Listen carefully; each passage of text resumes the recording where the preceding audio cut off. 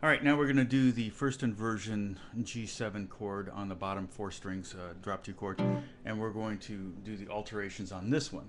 Trying to get the glare off. That doesn't work. There we go. So the first G7 was here. We did this one.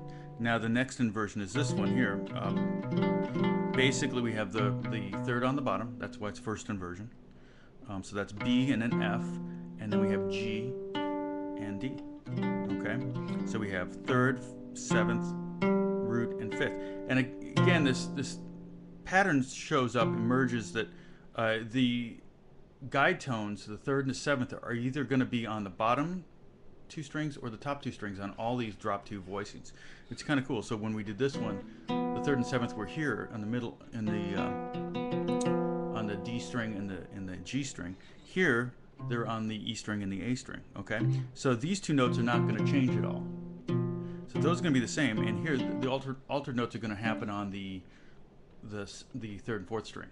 Okay, so now we've got our G7 here, but we need a G9 because that's what we're going to alter. So G9 chord in this voicing is actually quite simple.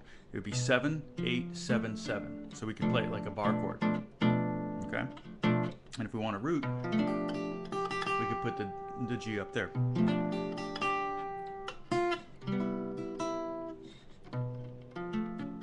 So I have a feeling we'll make some good use of that. Okay, so we got the ninth here, the A, and the fifth here, which is the D. Okay, and I'm at the 7th fret. And so if I wanted to go to say a G9 with a flat 5, the 5 is on top, so I'm going to go like this. G9 flat 5. Back to G9, G9 sharp 5. Okay. Again, let's make an exercise out of this. Do G9, G9 flat 5. Obviously, I need to work on this exercise. Sharp 9 or sharp 5. G9, G9 flat 5. G9, G9 sharp 5. Okay. That. All right. You can practice that. So there's two new voicings. Okay. Now let's go back to so now let's alter the ninth. Go back to the ninth, G9 chord, and we're going to make G9 sharp or G7 sharp 9. Okay. That's a great voicing. It's basically that chord. Love it. Okay, we have a B and an A sharp here creating that tension. So we have the B and the F, which is the tritones. Those aren't going to move. And then we have the A sharp, which is the sharp 9, and then we have the D up here, which is the okay. If we want to flat the 9, go back to the 9th and just take that down fret, and look, we get the diminished chord, same shape we had down here. Okay, and the same shape we're going to have here, and the same shape we're going to have up here. All right. So there's our G7 with a flat 9. So G9, G7 sharp 9. I'm sorry, G7 sharp 9. Okay, G7 flat 9. Okay, so all the moving we're doing in this one, we make an exercise out of this, is going to be all on the 4th string. Okay, now let's alter both chords. So here's back to our G9. If we want to go sharp 5, sharp 9, we just go like this. I love that voicing. I love the feel of that. Okay, it's like playing a C9 or something. It just feels good on the hands. Okay, so we have the B and the F, which is the 3rd and 7th, our guide tones, not changing those. We're taking that 9th up a fret to A sharp, and we're taking the 5th up a fret to D sharp. Okay, so the fret numbers, just for a frame of reference here, halfway is 7th fret, 8th fret, 8th, 8th, 7th, 8th, 8th, 8th, okay?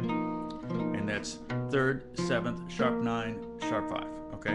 Let's flat the 9 and flat the 5, and we're going to end up with this. This is a really good voicing. It's very compact. It's a very good voicing for all these altered because none of them are going to be big stretches and difficult to grab, okay?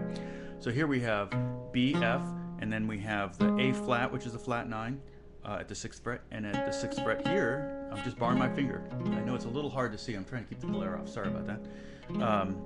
That's our D flat, which is a flat 5. Okay, moving pretty quick. Okay, so here we have G9, G9 with a sharp 5, sharp 9, G9 with a, G7 with a sharp 5, sharp 9, and G7 with a flat 9, or flat 5, flat 9. So one more time. G9, okay, Then we go G7, sharp 5, sharp 9, G7, flat 5, flat 9. Now, let's put the pinky back on here. Okay, and now we have a flat 9 with a sharp 5. Or if I reverse those, I'm going to have a sharp 9 with a flat 5. Such a... That's beautiful. I love that.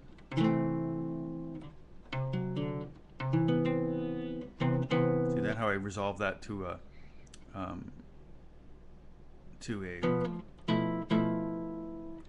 So we have back to our G9. Went G9 with a flat 9, sharp 5. Went to the sharp 9 with a flat 5. It resolves nicely to a C note in there.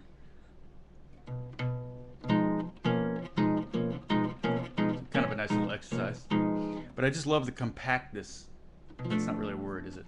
How compact this chord shape is. So let's review real quick. Here's our G9. Okay, and you can see I'm doing it with 2 fingers.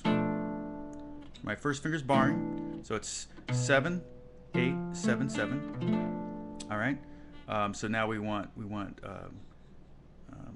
G9 with a sharp 5, G9 with a flat 5.